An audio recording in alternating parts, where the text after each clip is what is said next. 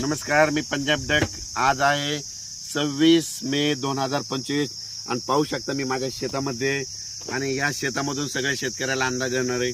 राज्यातल्या सर्व शेतकऱ्याला सांगू इच्छितो की राज्यामध्ये 26 मे पासून म्हणजे 26, 27, 28, 29, 30 आणि 31 मे पर्यंत दररोज भाग बदलत जोराचा पाऊस पडणार आहे, म्हणून हा अंदाज लक्षात घ्यायचा।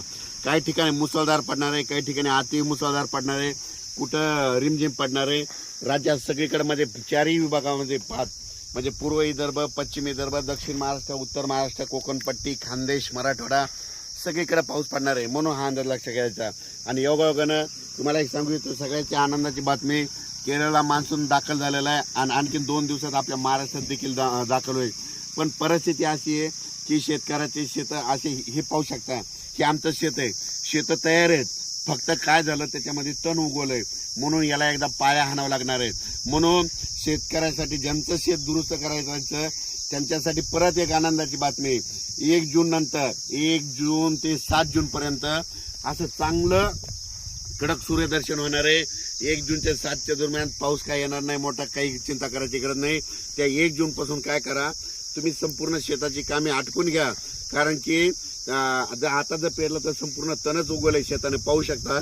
हे आम्ही रोटावेटर करून ठेवलं होतं, पण परत काय झालं, हे तण उगवलं, त्याच्यामुळे सगळ्याला ना आता आपल्याला उकर मारून पाळी करून परत पेरणी करावं लागणार आहे। आणि ज्यांचं रान तयार आहे तर तुम्ही पेरू शकता, म्हणजे जमिनीमध्ये ओल खूप आहे, जवळपास आम्ही हातभर ओल गेलेली आहे आणि पाहू शकता। पण राज्यात ज्यांचं शेत तयार आहे तर तुम्ही कापसाची लागवड करू शकता, तुम्ही तुमचा निर्णय स्वतः घ्या। पेरायचं असेल तर पेरा, जमिनीतली ओल तपासा, तुम्ही तुमचं पेरू शकता। पण 1 तारखेनंतर 7 तारखेपर्यंत शेतकऱ्याला मेहनत करण्यासाठी म्हणजे पाऊस थोडा विश्रांती घेणार आहे, म्हणून हा अंदाज लक्षात घ्यायचा। मान्सूननं दणदणीत म्हणजे आगमन इतकं जोरात केलंय, तर तुम्हाला सांगतो आज देखील म्हणजे आज 26 मेला देखील राज्यामध्ये आपल्या महाराष्ट्रामध्ये ठिकठिकाणी मुसळधार पाऊस पडणार आहे। मुंबईला देखील अतिवृष्टी होणार आहे, नाशिक देखील अतिवृष्टी होणार आहे। त्याच्यानंतर म्हणजे ह्या 31 मे पर्यंत मुंबई, पुणे, नाशिक 2, त्याच्यानंतर बीड जिल्हा, त्याच्यानंतर कडा, आष्टी ह्या भागात देखील मुसळधार पाऊस पडणार आहे, म्हणून हे लक्षात घ्यायचं। सातारा, सांगली, सोलापूर देखील खूप पाऊस पडणार आहे, म्हणून हे लक्षात घ्यायचं।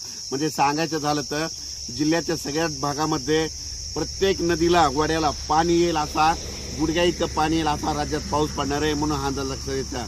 तर आज हे जरी ऊन पडलेलं असलं तरी तुम्ही बघा दुपारी 2:30-3च्या नंतर राज्यामध्ये परत पावसाला सुरुवात होणार आहे, पण हा पाऊस पुन्हा रात्रभर आजूबाजूला पडतच राहणार आहे, म्हणून हा अंदाज लक्षात येतात। पण राज्यातल्या सर्व शेतकऱ्याला सांगू इच्छितो, ज्यांचं शेत दुरुस्त करायचे राहिलेत, ज्यांचा भुईमुग करायचा राहिला, असं बऱ्याच शेतकऱ्याचे मी काल अकोटकडे गेलो होतो, जळगावकडे गेलो होतो, तर ते म्हणले हे पाऊस कधी उघडणार, तर त्यांनी विचारलं मी विचारलं कशामुळे, तर ते म्हणले आमचा भुईमुग जवळजवळ 50-50 एकर 20-20 एकर भुईमुग आमच्या जमिनीमध्ये राहिलेला आहे।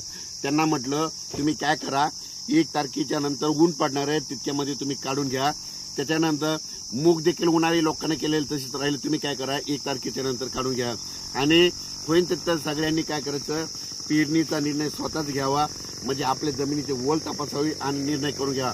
पण राज्यात मात्र आज 26 मे पासून तर 30 मे पर्यंत दररोज भाग बदलत जोराचा पाऊस पडणार आहे। पूर्व विदर्भात जोराचा, पश्चिम विदर्भात जोराचा, मराठवाड्यात देखील जोराचा, पश्चिम महाराष्ट्रात देखील जोराचा, म्हणजे उत्तर महाराष्ट्रात देखील जोराचा।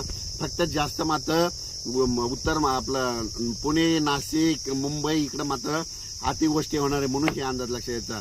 काही नद्याला पूर देखील येणार आहे, म्हणून हे देखील ह्या 4 दिवसाला सगळ्यांना अंदाज द्यायचा। जोपर्यंत शेतकऱ्याची पेरणी होत नाही, दररोजच एक अंदाज, दररोज एक म्हणजे प्रत्येक दिवशी अंदाज दिला जाईल। धन्यवाद।